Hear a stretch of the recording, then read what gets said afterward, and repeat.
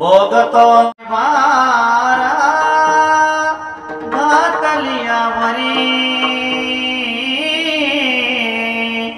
होईल कैवारी नारायणा मनवणी मनी मानून खेदू मनावा गोविंदू वेळोवेळा पांडुरंगा करो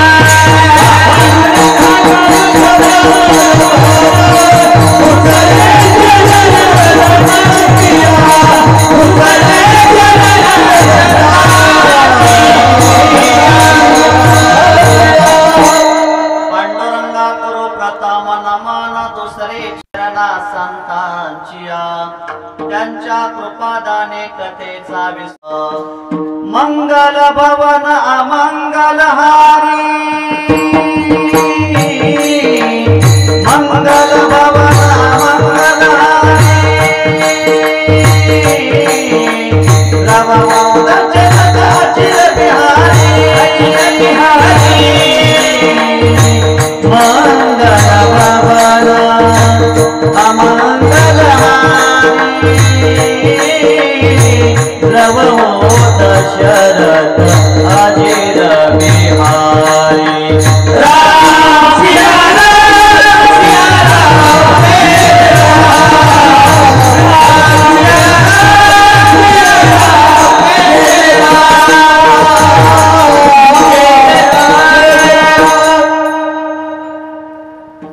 भोगतो नकडे संचिता वाचोनी करावे ते मनी समाधान मनवणी मणी मानून खेदो मनावा गोविंदो वेळो विळा भगवान पंढरीशी पांडुरंग परमात्मा कैवल्य साम्राज्य चक्रवर्ती संत श्रेष्ठ ज्ञानोबराय वैराग्य रागरसिक श्री जगद्गुरु तुकोबराय अखिल संत मांद्याळी माता भगिनी वडीलधारी मंडळी सर्व गुणीजन मंडळी सर्व कलाकार मंडळी सर्व पहिपाहुणे मंडळी सर्वांच्या एकत्रीकरणामध्ये कार्यक्रमाला लाभलेले हे सौंदर्य आहे अकारण कारण वरून आले अखिल गुण निधान जगदाधार अखिल विश्व संत सर्व साधू संतांनी आवश्यकतेकडून अति आवश्यकतेकडे समाज प्रवृत्त केला सकल गुण गंभीर संसार रणवीर हाती हरिनाम तीर निकृत कलिकाल शीर चंद्रभागा मातेप्रमाणे इंद्रायणी मातेप्रमाणे पावन करणाऱ्या अभंग संहितेतील अभंग सेवेकर्त्यांनी बोललेला आहे जगद्गुरु तुकोबराय आपल्याला सांगतात आपल्या जीवनामध्ये आलेले हे भोग आहेत हे कधीही सरत नाहीत आणि हे भोग कधीही चुकत नाहीत आपल्याला या मानवी जीवनामध्ये प्रत्येकाला हे भोग भोगावे लागतात आणि याच्यातून जगामध्ये कोणालाही सुट्टी नाही भोग तो न घडे संचिता वाचोनी आपल्या जीवनामध्ये जे भोग जे सुख दुःख जे घडतं हे घडतं केवळ आतल्या जन्मातल्या संचिता वाचून जे काही साठवलेलं जे आहे तेच आपल्याला साठवलेलं खायला मिळणार आहे तसं आदल्या जन्मामध्ये आपण जे काही केलेलं आहे तेच केलेलं आपल्याला या मृत्यू लोकामध्ये या जन्मामध्ये या मानव देहामध्ये येऊन या ठिकाणी भोगायला मिळणार आहे भोग तो न घडे संचिता वाचोनी करावे ते मनी समाधान भोग कधीही कोणाला चुकत नाहीत सुटत नाहीत देवाला सुद्धा सुटत नाहीत संतांना सुटत नाहीत आणि तो मामा जीवाची तर काय कथा आहे फक्त एक करा मनामध्ये समाधान माना आणि सर्व भार आपण पांडुरंग परमात्म्यावर टाका विठ्ठल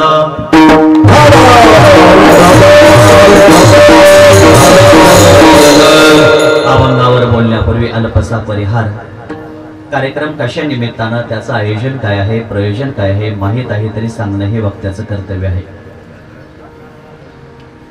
आज आपण सर्वजण मिळून एका नैमित्तिक कार्यक्रमाच्या निमित्तातून या ठिकाणी एकत्रित आलेलो आहोत आज ज्यांचं या ठिकाणी पुण्य स्मरण आहे पुण्यतिथी आहे ते वैकुंठवासी कैलासवासी स्वर्गवासी आदरणीय सिद्धेश्वर प्रल्हाद खरात त्यांना मुलं घरात काय म्हणायचे सगळे? आबांचा हा प्रथम पुण्यस्मरणाचा सोहळा आपण या खरात परिवारामध्ये या ठिकाणी संपन्न करतोय। आबांना जाऊन आज बरोबर या ठिकाणी 1 वर्ष पूर्ण होतंय। 1 वर्षाचा कार्यकाल कसा आणि कधी निघून गेला या घरामध्ये कळालं नाही। दाजी गेलेली माणसं कधीच माघारी येत नाहीत, परंतु गेलेल्या माणसाच्या आठवणी आपल्याला आल्याशिवाय राहणार नाहीत। या मृत्यू लोकाचा एक दोष आहे, जो जो जीव म्हणून या मृत्यू लोकामध्ये जन्माला आला त्या जीवाला एक ना एक दिवस जाणार आहे। आएगा तो जाएगा, अरे राजा रंग फकीर किस सिंहासन पर चढ़ा, किसने बंधा जंजीर। माऊली महाराज, या मृत्यू लोकाचा एक दोष आहे, जो जो या मृत्यू लोकामध्ये जन्माला आला त्याला एक ना एक दिवस जाणार आहे। गरीब असू द्या जाणार आहे, श्रीमंत असू द्या जाणार आहे, शिक्षित असू द्या जाणार आहे, अशिक्षित असू द्या जाणार आहे, देशभक्त असू द्या किंवा पुन्हा हरिभक्त असू द्या, प्रत्येक जीवाला एक ना एक दिवस हे मृत्यूलोक सोडून जावं लागणार आहे। विठ्ठल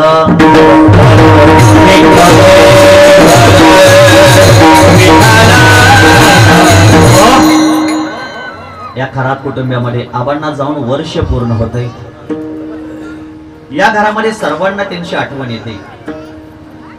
त्यांचे भाव असतील, त्यांच्या बहिणी असतील, त्यांचा हा सर्व नातेवाईक परिवार असेल, त्यांचे चुलते असतील, त्यांच्या चुलत्या असतील, आणि सगळ्यात जास्त आठवण जर कोणाला येत असेल त्यांच्या घरातल्या मुलींना, मुलांना आणि त्यांच्या सौभाग्यवती।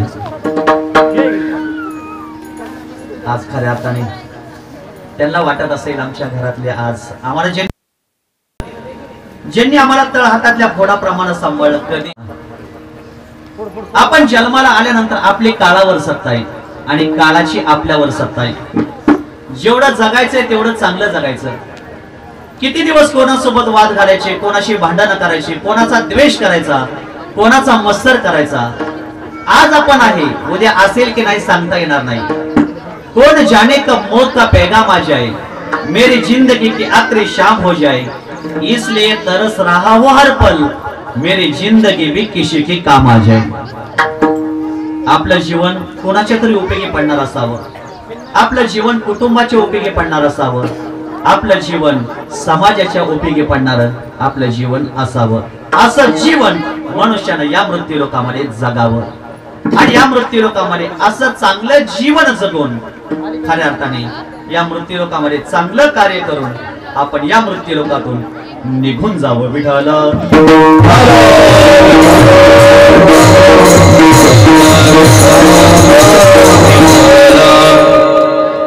माऊली महाराज, आपण जन्माला आलो की आपण रडतो आणि जग आपल्यासाठी हसत असतं, पण खऱ्या अर्थाने कबीर महाराज सांगतात या मृत्यू लोकामध्ये असं कार्य करा की आपण निघून गेल्यानंतर आपण स्वतः हसावं आणि जगाने आपल्यासाठी रडावं। कबीरा जब हम पैदा हुए जग हसे हम रोए, ऐसे करने कर चलो जग रोए हम हसे, जग रोए हम हसे।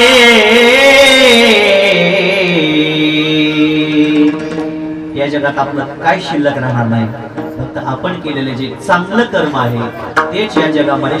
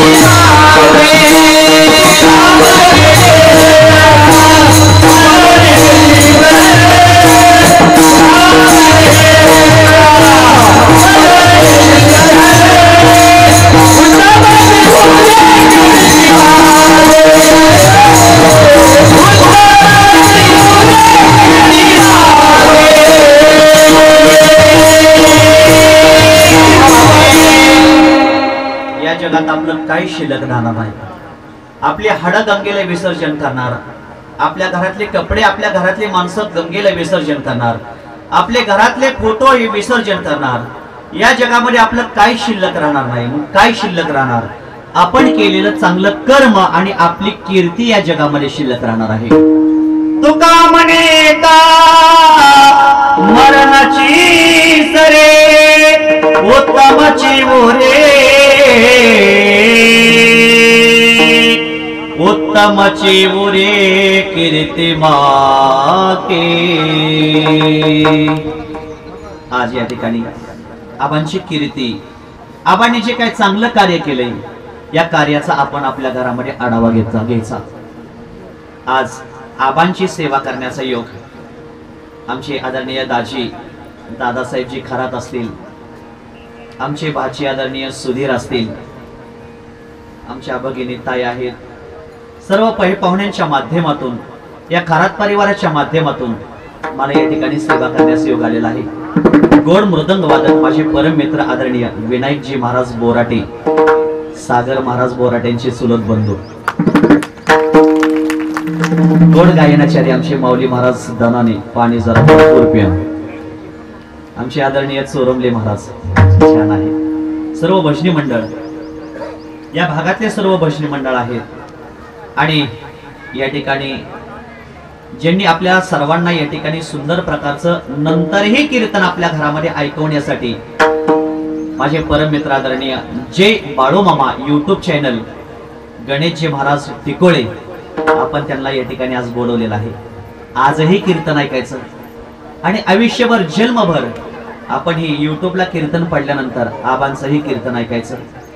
आपले आबांची ही कीर्ती चिरकाल चिरंत राहण्यासाठी, हे शेवटचं कार्य आबांचं गोड करण्यासाठी खऱ्या अर्थाने हे शूटिंगच्या माध्यमातून आपल्याला सर्वांना ते ऐकायला मिळण्यासाठी मी या ठिकाणी बोलवलेलं आहे. आमच्या गणेश महाराज टिकोळे याला जायला भेटावलं.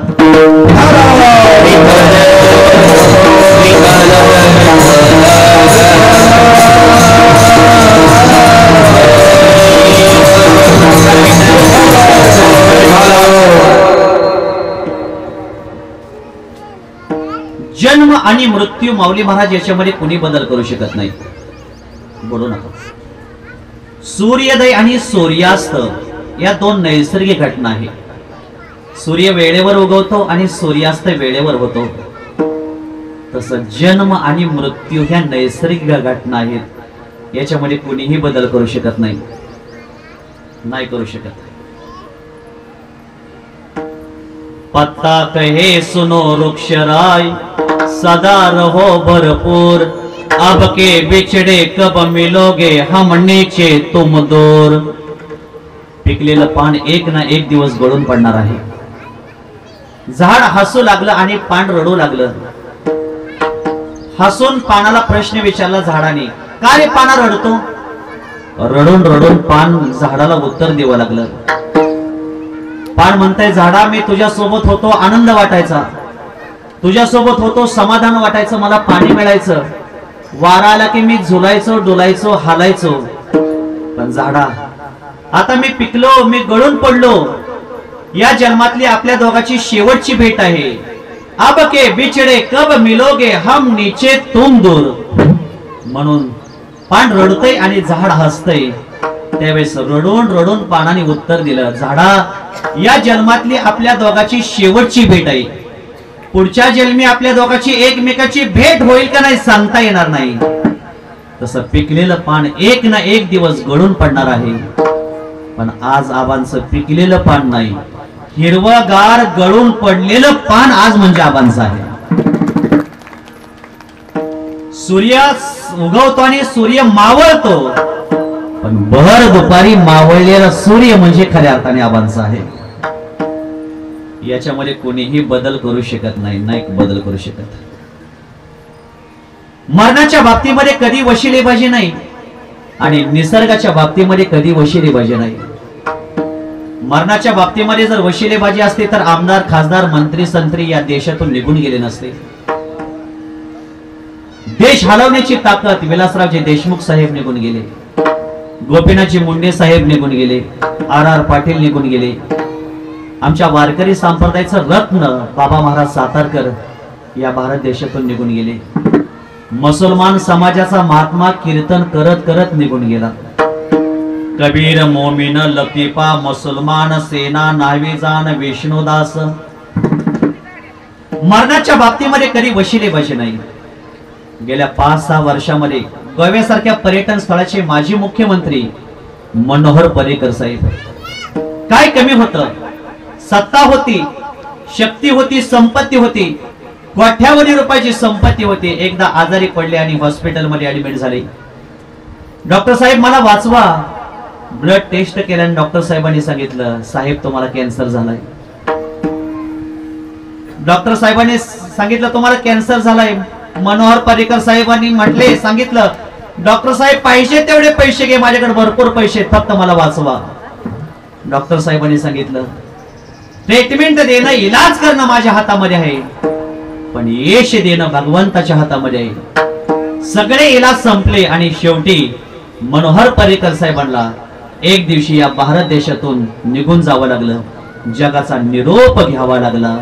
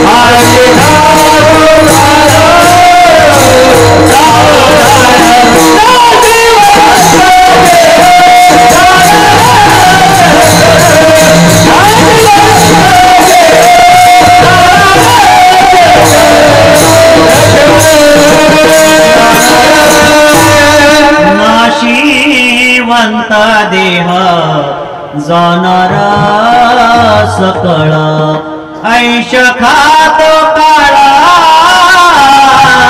सावधाना नाशिवंत देह जाणारा सकळ. एक दिवस आपल्याला सगळ्याला या ठिकाणी जायचं आहे. जात असताना पाहायला गेलं तर प्रारब्ध पहिले रचा, पाचे रचा शरीर. पहिली रचना प्रारब्धाची आहे आणि नंतर रचना शरीराची आहे. तसं तुमच्या भाषेमध्ये अगोदर रोड टाकले आणि नंतर त्याच्यावरून रेल्वे गाडी धावली. अगोदर रोड टाकले. पूर्वी गोरे गोरे लोकांचं राज्य होतं. त्यांनी माती टाकली, त्याच्यावर खडे टाकले, ते चोपले, त्याच्यावर रोड टाकले आणि नंतर हिरवा झेंडा फडकवला आणि कोळशाचं इंजिन भग भग भग करत पुण्याहून मुंबईला निघालं. जाता जाता खऱ्या अर्थाने तो ड्रायव्हर खूप चांगला आहे रेल्वेचा, पण त्याच्या मनात विचार आला, गाडी वरून डोंगरावरून नेण्यापेक्षा रेल्वे गाडी आपण मधून खोपोलीतून नेऊया, जाईल का? आता रोड टाकले, रेल्वे रुळाच्या अधीन आहे. किती जरी ड्रायव्हरने ठरवलं आपण शॉर्टकटनी खोपोलीच्या माध्यमातून मुंबईला जायचं, शॉर्टकटने जायचं, तर अजिबात जाऊ शकणार नाही. कारण गाडी रुळाच्या अधीन आहे, गाडी आता ड्रायव्हरच्या अधीन नाही. तसं पाहायला गेलं तर माणसाचं शरीर, या शरीराची रचना नंतर आहे आणि अगोदर रचना या प्रारब्धाची आहे. म्हणून प्रत्येकाला या मृत्यू लोकांमध्ये दुःख भोगावं लागणार आहे. माणसालाच भोगावं लागणार यात नवल नाही. संतालाही भोगावं लागलं, दगडाला भोगावं लागलं, मातीच्या भांड्याला भोगावं लागलं, नंतर फुलाला भोगावं लागलं, प्रेताला भोगावं लागलं आणि या मृत्यू लोकांमध्ये माणसालाही भोगावं लागणार आहे. विठ्ठल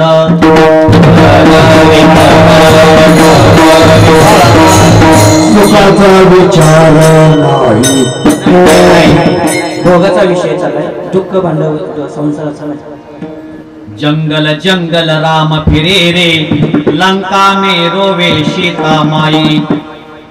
कर्मडे का बड़ी दुस्तर है, तिल खटे नाराही. प्रभू रामचंद्राला सुद्धा जंगलामध्ये हे सीते म्हणून खऱ्या अर्थाने वियोग भोगावा लागला. दगडालाही या मृत्यू लोकामध्ये भोगावं लागणार आहे. दगडाला सुद्धा सुट्टी नाही. प्रत्येकाचं प्रारब्ध भिन्न भिन्न आहे. एकाच खाणीतून निघालेला 5 फुटाचा दगड आहे. 2.5 फुटाची पायरी करा आणि 2.5 फुटाची मूर्ती करा.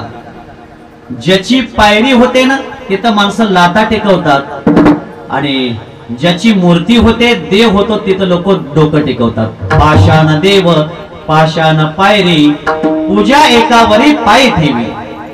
एकाच खाणीतून निघालेले एक दगड आहे. एकाची पायरी करा आणि एकाची मूर्ती करा. ज्याची मूर्ती होते तिथं लोक डोकं टेकवतात आणि ज्याची पायरी होते ना तिथं लोक लाटा ठेवतात. एकाच खाणीतून निघालेले दगड आहे. तसं एकाच आईच्या पोटी जन्माला आलेली 2 मुलं आहेत. एका मुलाचं प्रारब्ध भिन्न आहे, दुसऱ्या मुलाचं प्रारब्ध भिन्न आहे. एका मुलाचं असं प्रारब्ध आहे, मुंबईच्या विधान भवनामध्ये नुसत्या फाईलवर सह्या करतो, लाखो रुपयाचा पगार मिळवतो. आणि 10 भाव आहे, मुंबईच्या दादरच्या स्टेशनवर दिवसभर दारोदारी भीक मागतो. एकाच आईच्या पोटी जन्माला आलेले 2 मुलं आहेत. दोघांचं प्रारब्ध जीवनामध्ये भिन्न आहे. काही लोक म्हणतात, महाराज शरदचंद्रजी पवार साहेब आणि मी एकाच गाडीवर फिरलो, एकाच कॉलेजमध्ये शाळा शिकलो, एकाच बेंचवर बसलो. बरोबर आहे रे बाळा, पण साहेब दिल्लीलाच गेले पाहिजेत आणि आपण कोयते घेऊ ऊसच तोडला पाहिजे. याचं कारण आहे, दोघांचं प्रारब्ध भिन्न आहे. घरातल्या भावाचं प्रारब्ध भिन्न आहे. तसं प्रत्येकाला जीवनामध्ये भोगावं लागतं. दगडाला भोगावं लागतं. जो सहन करतो त्याचा देव होत असतो. म्हणून माणसाने सहन करत राहिलं पाहिजे, सहन केलं पाहिजे. एक वाक्य बोलू का? माणसाच्या आयुष्यातलं दुःख कधीच संपणार नाही. ते दुःख रूप बदलून पुन्हा पुन्हा आपल्याला भेटायला येतं. म्हणून मिळेल त्या क्षणाचा आनंद घ्या, मिळेल त्या दिवसाचा आनंद घ्या. का? जीवन हे अनमोल आहे. हे जीवन माणसाला कधी पुन्हा पुन्हा मिळणार नाही. जन्म नाही रे अनेक, तुका म्हणे माझी भाक. देवे दिला देह भजना गोमटा, तो या झाला फाटा बाधिकेचा. मनुष्य जन्म हा एकदाच आहे. या मिळालेल्या मानवी शरीराचं आपण जीवन चांगल्या ठिकाणी खर्च केलं पाहिजे. याचा आनंद आपण घेतला पाहिजे. विठ्ठल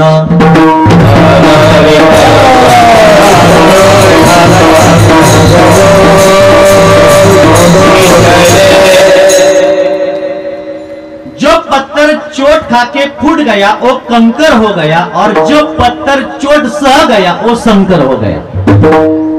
जो सहन करतो त्याचा देव होतो. दगडाला भोगावं लागतं. भावा आहे त्यांनाही प्रारब्ध भिन्न असल्यामुळे भोगावं लागतं. मातीच्या भांड्याला भोगावं लागतं. फुलालाही भोगावं लागतं. एकाच बागेतून निघालेली फुलं आहेत. एकाच बागेतून निघालेली फुलं आहेत. उत्तम प्रारब्धावालं फुल देवाच्या डोक्यावर जातं. मध्यम प्रारब्धावालं फुल महाराजांच्या गळ्यामध्ये येतं आणि कनिष्ठ प्रारब्धावालं फुल प्रेतावर वाहिला जातं. तसं प्रेतालाही जीवनामध्ये भोगावं लागतं.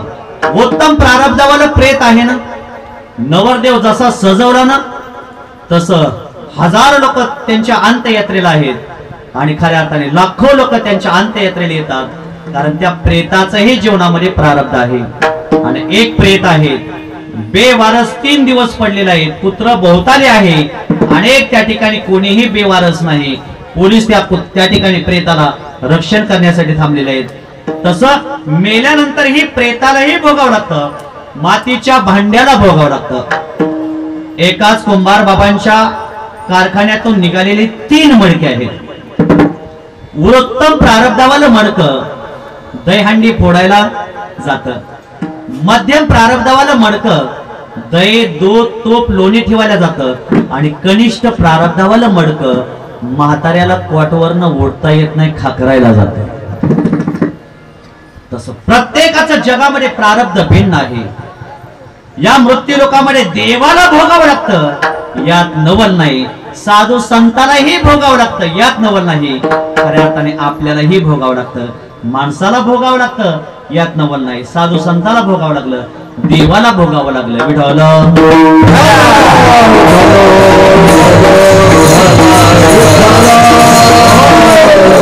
आज काही लोक आम्हाला या मृत्यू लोकांमध्ये आलं की कीर्तन झालं की प्रश्न विचारतात, महाराज आम्ही राव एवढं देवाचं भजन करतो, आमच्या गळ्यामध्ये तुळशीची माळ आहे, आम्ही देवाचं नामस्मरण करतो, कधीही वारी चुकवत नाही, आयुष्यभर जन्मभर देवाचं भजन करतो, तरीही आमच्या प्रपंचामध्ये दुःख कस काय?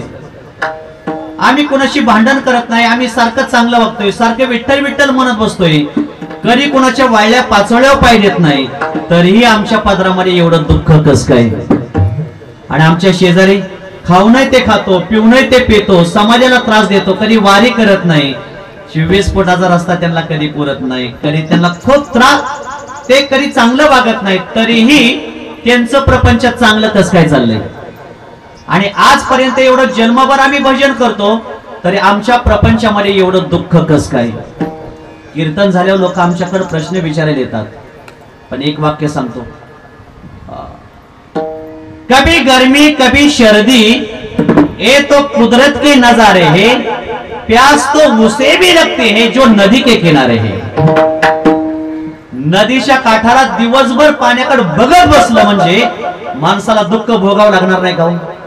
या मृत्यू लोकांमध्ये चांगल्यालाही दुःख भोगावं लागणार आहे, याच्यातून कोणालाही सुट्टी नाही.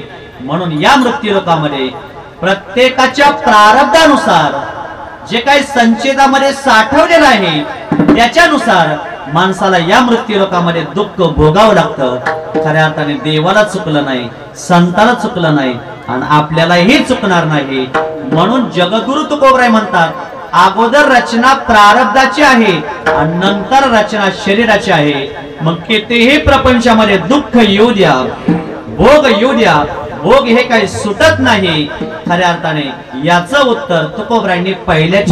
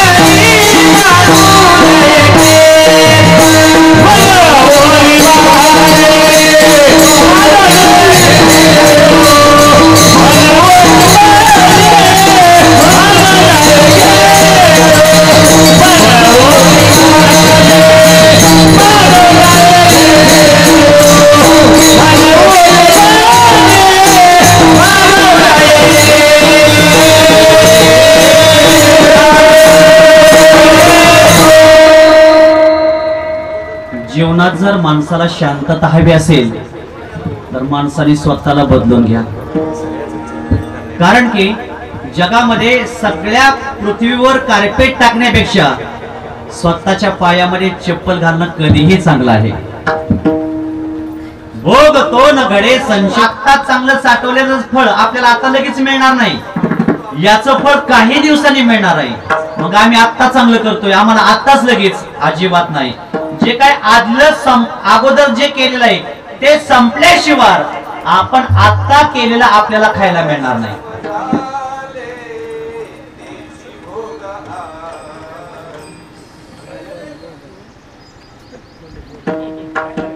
माझा मोबाईल आहे का ते?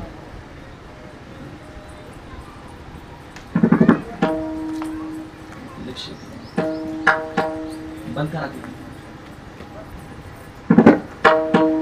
केले कर्म झाले तेची भोगाले, उपजले मेले ऐसे किती. या मृत्यू लोकांमध्ये प्रत्येकाला भोगावं लागत असतं. विठ्ठल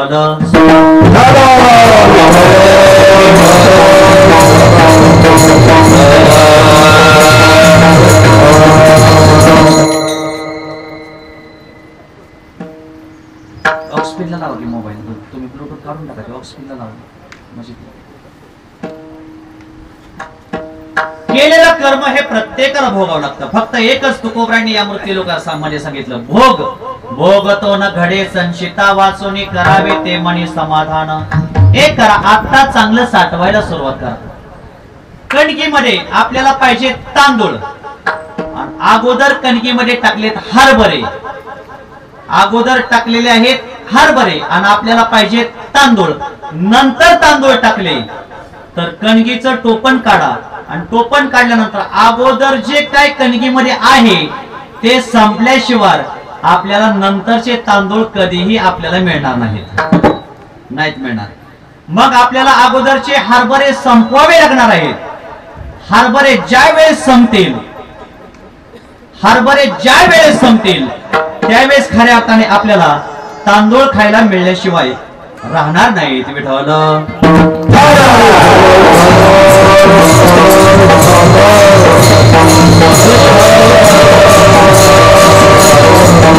भोग तो न घडे संचिता वाचोनी. फक्त संचिताशिवाय भोग घडणार नाहीत. मग काय करा, करावे ते मनी समाधान.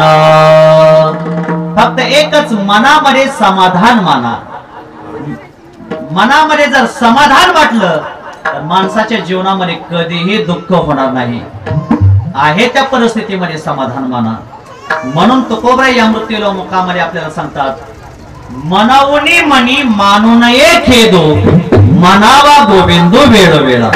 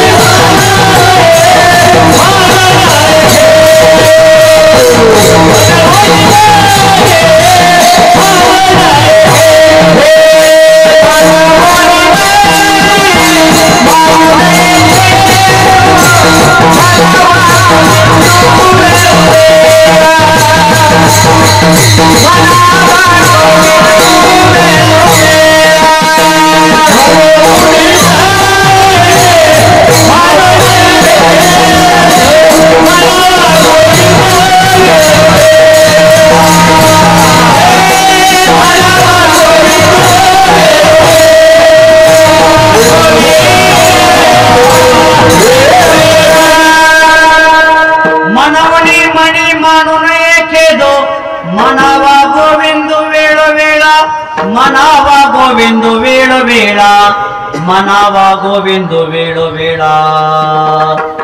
फक्त मनामध्ये खेद बाळगायचा नाही. जगद्गुरु तुकोबरांच्या प्रपंचामध्ये दुःख आलं.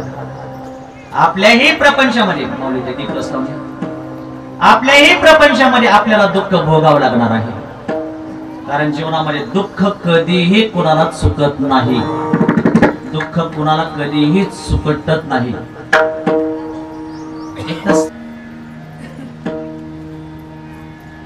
मनावणी मनी मानू नये खेदो म्हणावा गोविंद वेळोवेळा. आपण सतत देवाचं चिंतन करत राहावं. जेवढं आपल्याला भगवंताचं चिंतन करता येईल तेवढं आपण करावं. ज्ञानी महापुरुषाची ज्ञानेश्वरीमध्ये काही लक्षणं सांगितलेली आहेत. जन्म मृत्यू जरा व्याधी दुःख दोषानुदर्शन. ज्ञानी मनुष्य सारखा सारखा मरणाचा विचार करत असतो. मी जन्माला का आलोय आणि मी इथून पुढे जन्माला येणार नाही याच्यासाठी मी काय उपाय केला पाहिजे. ज्ञानी कधी आपल्याला ज्ञानेश्वरी वाचता आली तर जरूर वाचा.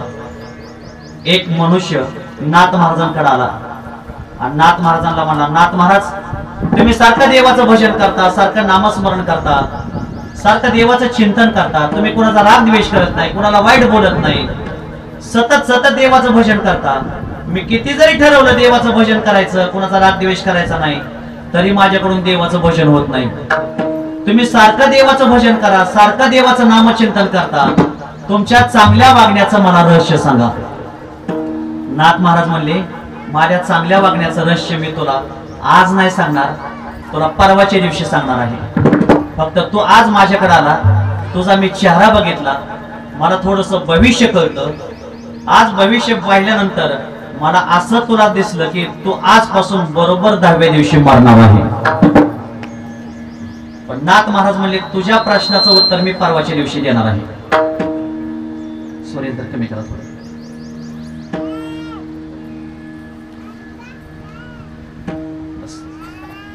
नाथ महाराज म्हणले, मी तुझ्या प्रश्नाचं उत्तर मी परवाच्या दिवशी देणार आहे. जा घरी. घरी गेला आणि नेमका परवाच्या दिवशी महागारी आला. आल्याबरोबर, नाथ महाराज तुम्ही चांगला बघता, कोणाचा राग द्वेष करत नाही, कोणाला वाईट बोलत नाही, तुमच्या चांगल्या वागण्याचं रहस्य सांगा. मी किती जरी ठरवलं कोणाचा राग द्वेष करायचा नाही, कोणाला वाईट बोलायचं नाही, भजन करायचं, तरी माझ्याकडून होत नाही. नाथ महाराज म्हणले, आता एवढे 2-3 दिवस घरी गेले, तू काय केलं तेवढं सांग. ते म्हणला, तुम्ही सांगितलंय ना मारणार आहे म्हणून, सारखं देवाचं नामस्मरण करत बसलो. म्हणलं मी कोणाचा राग द्वेष केला नाही, कोणाला वाईट बोललो नाही, काहीच केलं नाही. नाथ महाराज म्हणले, तू काय मरणार बिरणार नाही. मी उगाच तुला सांगितलं, मी सारखं देवाचं भजन करतो, सारखं नामस्मरण करतो, देवाचं चिंतन करतो. याचं एकच कारण की मी माझ्या डोळ्यासमोर सारखं मी माझ्यासमोर मरण ठेवतोय. आपण जर आपल्या डोळ्यासमोर सारखं मरण ठेवलं तर माणूस कोणाशी वाईट वागणार नाही, कोणाचा राग द्वेष करणार नाही, कोणाला शिवीगाळ करणार नाही, सतत देवाचं नामचिंतन करेल. म्हणून जीवनामध्ये दुःख येणार आहे, प्रत्येकाला त्रास होणार आहे, प्रत्येकाला दुःख भोगावं लागणार आहे. याच्यातून कुणालाही सुट्टी नाही. फक्त एकच, मनावणी मनी मानू नये खेदो म्हणावा गोविंद वेळोवेळा.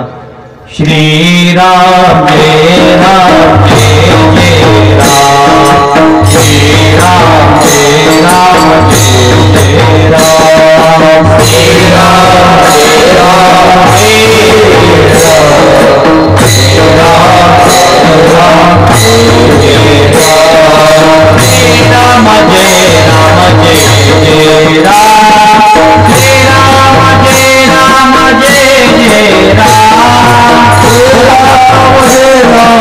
Jai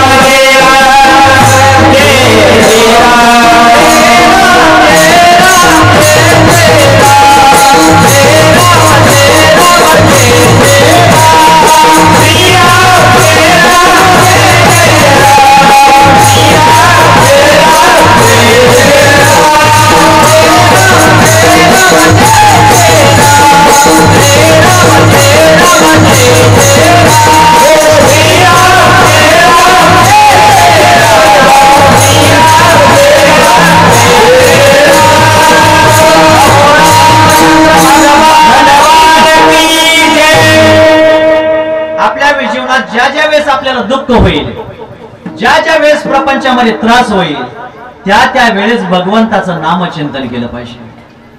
हनुमंतरायांनी या मृत्यू लोकांमध्ये काय केलं? फक्त देवाचं भजन केलं, नामचिंतन केलं. तसं दुःख प्रत्येकाला येणार आहे. ज्ञानोबरांना त्रास सहन करावा लागला. आळंदीमध्ये खाण्यासाठी अन्न दिलं नाही, नेसण्यासाठी माऊलींना वस्त्र दिलं नाही, इंद्रायणीच्या डोहावर कधी स्नान करू दिलं नाही. माऊलींना खूप त्रास झाला. खऱ्या अर्थाने वजाबाकी करायला शिका. ज्ञानोबराय एवढे मोठे संत जरी होते तरी ज्ञानोबरांना त्रास झाला. आपल्याला सुद्धा त्रास होणार आहे. देहू गावामध्ये जगद्गुरु तुकोबरांना काठ्याने मारलं, कपड्याच्या चिंध्या चिंध्या होईपर्यंत मारलं, रक्त बंबाळ शरीर होईपर्यंत मारलं, तरीही तुकोबरांनी एकही मुखातून वेडावाकडा शब्द काढला नाही. शेवट तुकोबरांना त्रास झाला. तुकोबरांचं पहिलं लग्न वयाच्या 13व्या वर्षी झालं. 13व्या वर्षी झाल्यानंतर प्रपंच चांगला चालला. 16व्या 17व्या वर्षापर्यंत अगदी चांगलं चाललं. पण तुकोबरांच्या घरामध्ये एका वर्षात 6 माणसं निघून गेली. वडील गेले, आई गेली, भाऊ गेला, भाऊजाई गेली, मुलगा गेला, पत्नी गेली. 6 माणसं घरातील निघून गेली.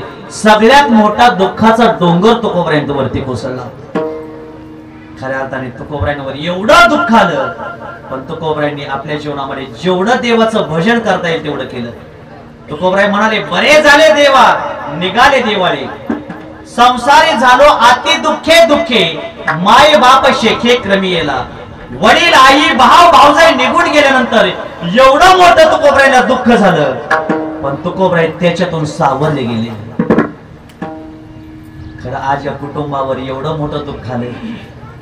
या सौभाग्यवतीला, त्यांच्या मुलांना, त्यांचे बंधू असतील, पण भगवान परमात्म्याने त्यांना सावरण्याची शक्ती द्यावी.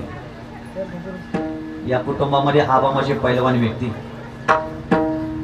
10 हत्तीचं बळ असलेली व्यक्ती, पण काय करावं, ज्याचं एकदा देवाचं टपाल आलं ना, या मृत्यू लोकात कोणालाही राहता येत नाही. आज त्यांचे बंधू असतील, त्यांना वाटत असेल माझा पाठीराखा गेला. लात मारल तिथं पाणी काढण्याची शक्ती, मन मिळाव स्वभाव, कधीही कोणाला मन न दुखवलेली व्यक्ती, पण आज माझा पाठीराखा वाटतं प्रत्येकाला. आज त्यांच्या सौभाग्यवती आहे. सगळ्यात मोठं दुःख ज्या सौभाग्यवतीचे पती निघून गेले त्या सौभाग्यवतीवर येत असतं. ज्या सौभाग्यवतीला पती आहे तिला त्या मालकाचं महत्व नाही करणार, पण जिचे पती निघून गेलेले आहेत खऱ्या अर्थाने तिला वाटत असेल जिवंत असून सुद्धा मेल्यासारखं वाटत असतं. आई जगदंबेला मी प्रार्थना करतो, आई जगदंबे, एवढं मोठं दुःख कुणाच्याही कोणत्याही सौभाग्यवतीच्या पदरामध्ये टाकू नको. कारण सगळ्यात मोठं दुःख पती निघून गेल्यानंतर त्या पत्नीला त्रास सहन करावा लागत असतो. विठ्ठल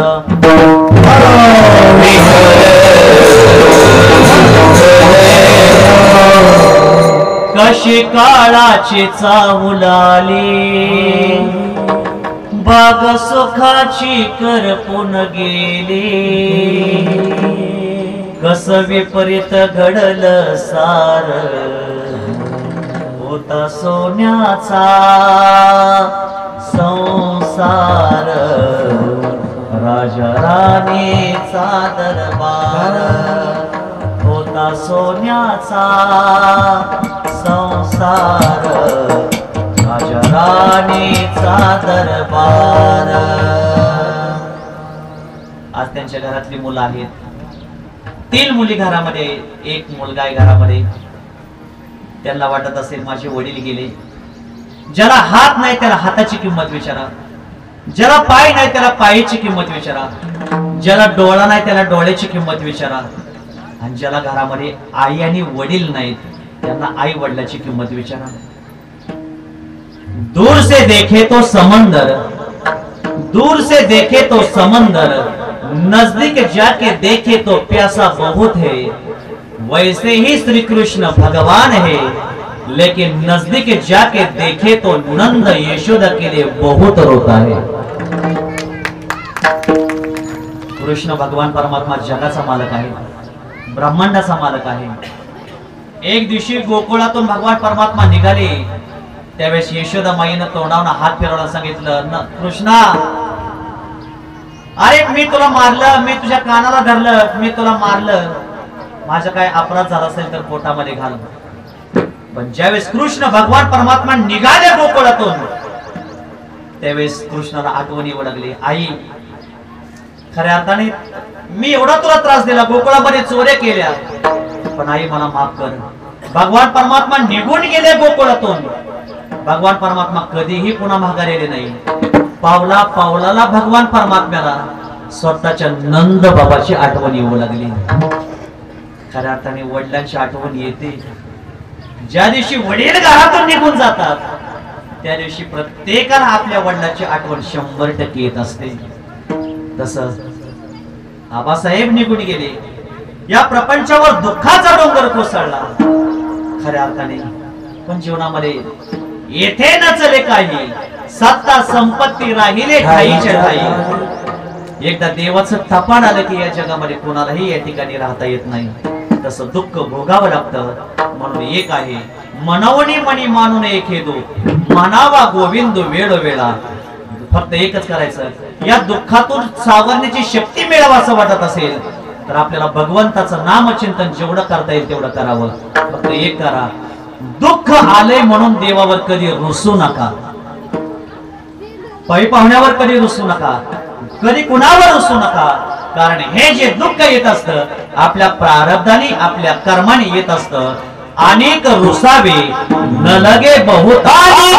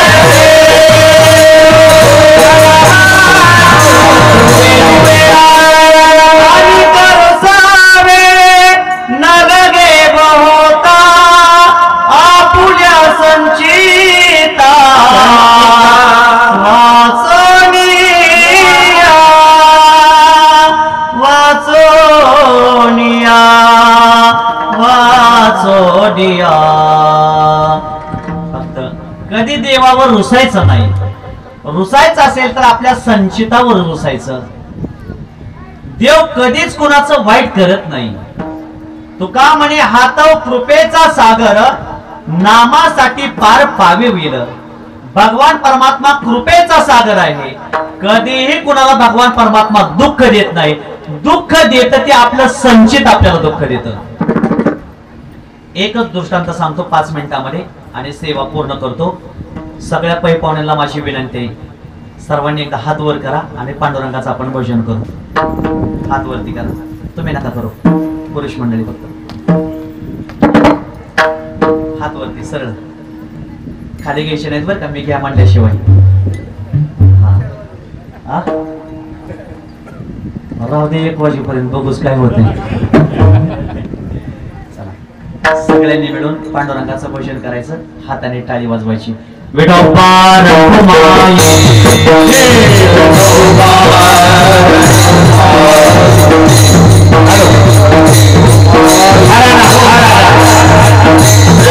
घरी रात्री चोरी झाली. अनेक चोर त्या ब्राह्मणाच्या घरी चोरी करायला आले. ती रोज भीक मागून खायची, गावामध्ये यायची, जे काही भीक मिळेल त्या भीकेच्या माध्यमातून मुलाबाळाला जगवायची. एक दिवशी त्या ब्राह्मणीला काहीच मिळालं नाही, फक्त एका घरी तिला हरभरे मिळाले. ते हरभरे पिशवीत घेऊन आले आणि मुलांना संध्याकाळी हरभरे खाऊ घातले. आणि उद्या जर आपल्याला काय नाही मिळालं तर म्हणून त्या ब्राह्मणीनं पिशवीमध्ये हरभरे तशीच ठेवली आणि डेऱ्यामध्ये पिशवी ठेवली. ठेवल्यानंतर रात्री 12 वाजता काही चोर आले आणि त्या चोरांनी चोरी करायची ठेवली. आता ब्राह्मणीच्या घरी काय असणार आहे, खायला काहीच नव्हतं. पण एक जणाने ती उतरण बघितली डेऱ्याची आणि बघितल्याबरोबर त्या डेऱ्यामध्ये रात्रीच्या अंधारामध्ये त्यांना खळखळ खळखळ त्यांनी हलवून बघितलं. त्यात होते हरभरे, पण त्यांना वाटले काहीतरी गायातल्या खरबुजी मणी दिसतात सोन्याची पिशवी. मग त्या एक जणाने पिशवी उचलली, ती म्हणला आपल्याला सोन्याची मणी सापडली, चला घेऊन. ते चोर पिशवी घेऊन पळून निघाला. जाता जाता त्या ब्राह्मणीने सांगितलं, अहो त्या पिशवीमध्ये सोन्याचे मणी नाहीत, सोनं आहे म्हणून तुम्ही चोरायला निघालाय, पण त्या पिशवीमध्ये माझ्या मुलांना मधुगिरी मागून आणलेली हरभरे ठेवले. आज मधुगिरी खायला दिलेली आहे, उद्या जर काय मुलांना नाही मिळालं तर म्हणून मी हरभरे त्या डेऱ्यामध्ये ठेवले होते. त्याच्यामध्ये ते सोनं नाही, तुम्ही डेऱ्यातले हरभरे घेऊन निघालाय. आणि जो कोणी हे हरभरे खाईल त्याला 18-20 व दारिद्र्य घरामध्ये भोगावं लागेल.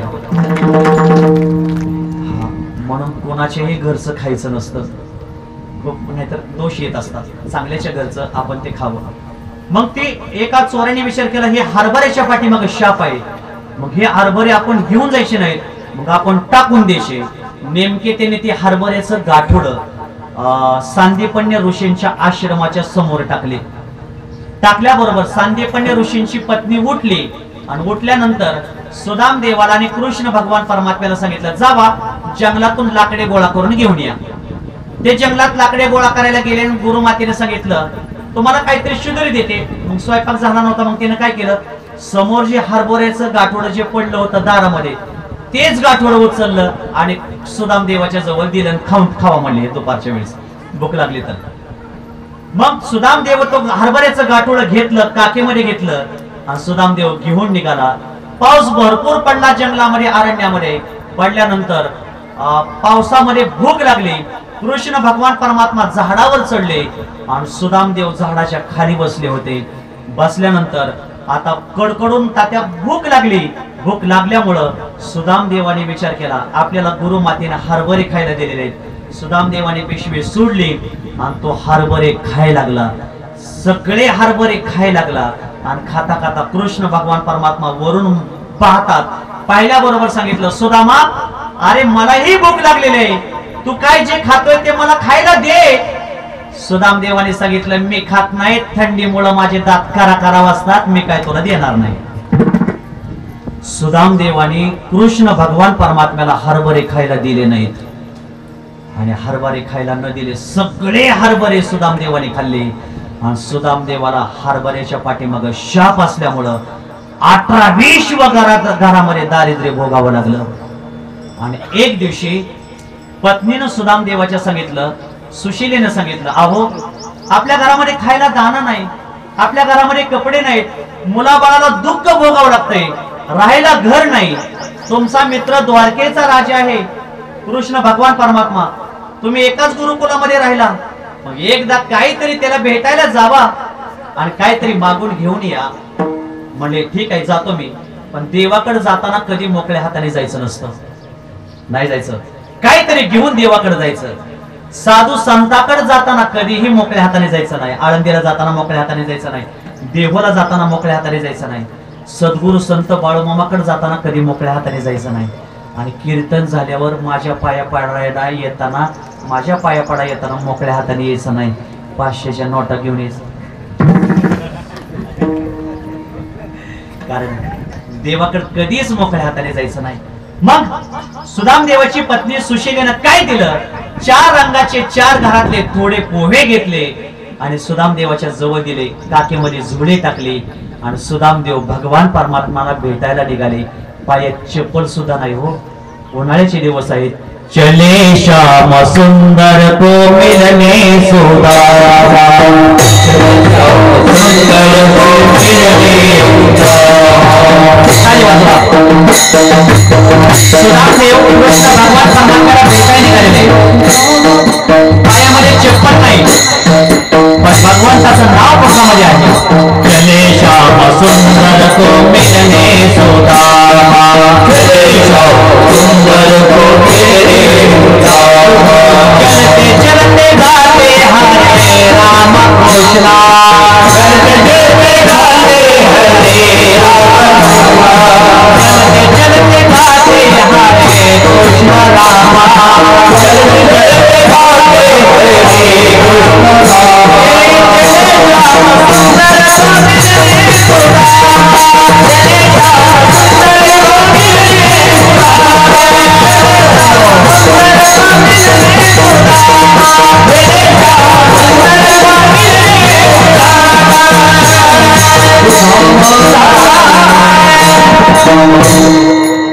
सुदामदेव निघाले. दर मजल करत करत द्वारकेमध्ये आले. आल्याबरोबर त्या द्वारपाळाला विचारू लागले, हे तो कृष्ण भगवान परमात्मा कुठं राहतो? त्यावेळेस त्या द्वारपालाला माझ्या सुदामदेवाने विचारलं, या ठिकाणी कृष्ण भगवान कुठं राहतो का? अरे द्वारपाल कन्हैया से कह दो, के दर पे सुदामा करीब आ गया है, के दर पे सुदामा करीब आ गया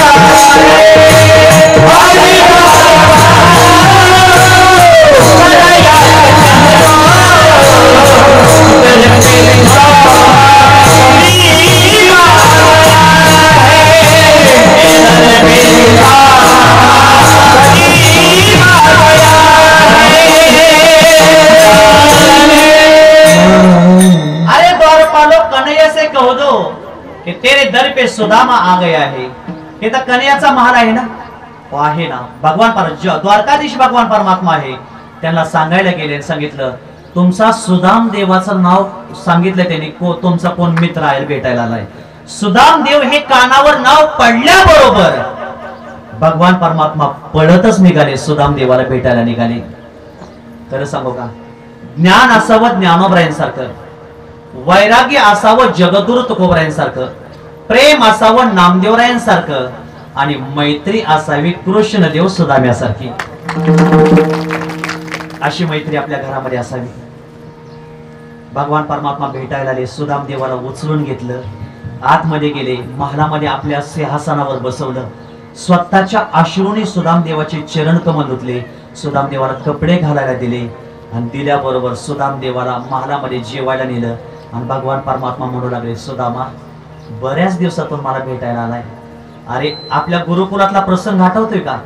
ज्या वेळेस गुरुमातेनं आपल्याला दोघांना खायला काहीतरी दिलं होतं, पाऊस पडला होता, त्यावेळेस तू हरभरे खात होता आणि मला तू खायला काहीच दिलं नाही. मी विचारलं, सुदामा काय खातोय? तर तो स्वतः सांगितलं, देवा मी हरभरे नाही खात, माझे दात पावसामुळे थंडीमुळे करकार असतात, मला खायला दिले नाहीत. सुदाम देवा, अरे मी आजपर्यंत तुला काहीच कमी केलं नाही, आपण एकमेका मित्र राहिलो, पण मला तू स्वतः हरभरे खायला दिले नाहीत, का दिले नाहीत सांग. त्यावेळेस सुदाम देव डबडबल्या डोळ्यांनी म्हणू लागले, सुदाम कृष्णा तुला वाटत नाही का हा सुदाम देवा एक जाणून बुजून करतोय म्हणून? कृष्णा मी तुला हरभरे खायला का दिले नाही? अरे या हरभऱ्याच्या पाठीमागे एका ब्राह्मणीने दिलेला शाप आहे, जो कोणी हा हरभरे खाईल त्याला 18-20 दारिद्र्य घरामध्ये राहावं लागेल.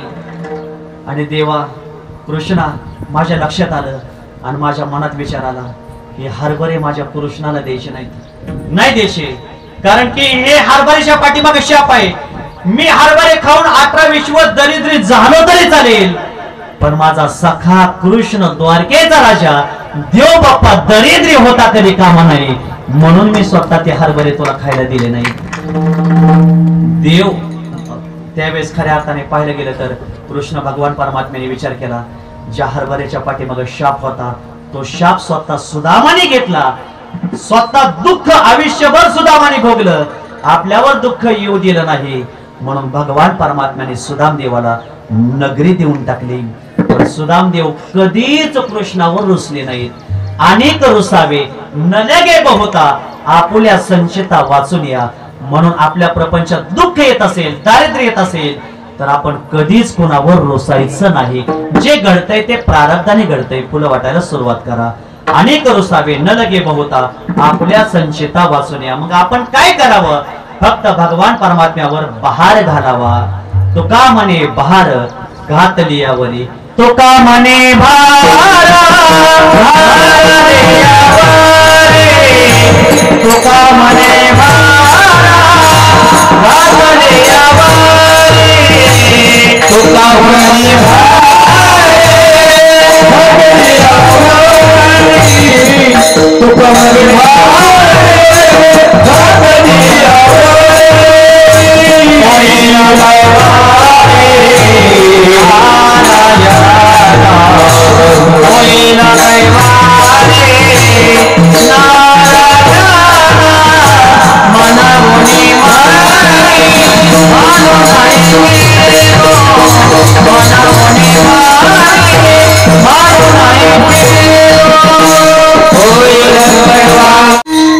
वैकुंठवासी कैलासवासी आदरणीय सिद्धेश्वरजी आबा, एक 48 वर्षामध्ये त्यांनी आपलं जीवन भगवान परमात्म्याला समर्पण केलं. घरामध्ये 3 मुली आहेत, 1 मुलगा आहे. 2 मुलींची लग्न झालेत आणि एका मुलीचं घरामध्ये आणखी लग्न आहे. खऱ्या अर्थाने आई गेल्यावरच आईची किंमत कळते आणि बाप झाल्यावर माणसाला बापाची किंमत कळते. जोपर्यंत आई घरातून जात नाही तोपर्यंत आईची किंमत कळत नाही, आणि जोपर्यंत आपण बाप होत नाही तोपर्यंत बापाचं महत्व आपल्याला कळत नाही. आज आम्ही आमच्या लेकरावर प्रेम करतो, आमच्यावर आई वडिलांचं किती प्रेम होतं हे आम्हाला लेकरं झाल्यावर आता कळायला लागले. त्याच्या अगोदर कळत नव्हतं. खऱ्या अर्थाने जीवनामध्ये आज प्रत्येक मुलं आईवर प्रेम करतात, पण खरं सांगू का, आईपेक्षाही काकणभर जास्त प्रेम करणारा घरातला बाप आहे. मुलगी वयात आली की बापाला चिंता असते, लग्नाच्या वेळेस बापाला चिंता असते. पाहायला गेलं तर वडील म्हणतात, बाळा काळजी करू नको, जेवढं मला तुझं चांगलं करता येईल तेवढं मी आयुष्यामध्ये चांगलं करीन. एका वेळच्या जेवणाची जिला चिंता आहे तिला आई म्हणावं, आणि आयुष्यभराच्या जेवणाची जो व्यवस्था करतो त्याला बाप म्हणावं. तर त्या मुलीचं लग्न जुळत नाही म्हणून बाकरी थापताना रडणारी आई आम्हाला दिसते, पण मुलीचं लग्न जुळवण्यासाठी दुसऱ्याचे उमरे झिजवणारा बाप कधीच आम्हाला दिसत नाही. ओरा मंदी माया त्यांच्या काळ्या मेघवानी, दाखवे ना कधी कुणा डोळ्यातल पाणी. जेजो जेजो संसाराचा गाडा हाकला, पटामध्ये हसो जरे कणा वाकला. गडीभर तो थांब जरा, ऐका त्याची दापर, लय अवघड हाय गड्या उमगाया बापर. मशाल दिवसभर जळते, रात्रभर जळते, पण आम्हाला उजेड देते. तसं वडील रात्रभर दिवसभर आपल्या मुलाबाळाच्या प्रपंचाला झटत राहिले आयुष्यभर. बहिणी हो, सगळ्यात जास्त जीव तुमचा तुमच्या वडिलावर असतो. मुलगी जन्माला आली की बापाला चिंता असते 100%. मुलीच्या लग्नात सगळी माणसं जीवन जातात, पण मुलीच्या लग्नात एक मनुष्य दिवसभर उपवास असतो, मुलीचा बाप.